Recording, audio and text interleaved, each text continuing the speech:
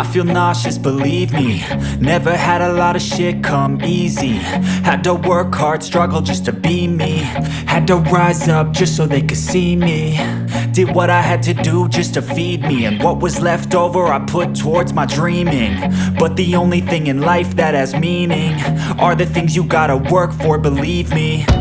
Take into your hands a plan, your own hands can land your own brand. And damn, I feel like no one takes accountability. They want the credibility, convincingly unwilling to put in the fucking hours it takes to get some power. Don't be fucking sour, take a cold shower. Scream until you're louder, work until you're prouder. And fuck all the doubters, they're just fucking downers. I swear to God they all let me down.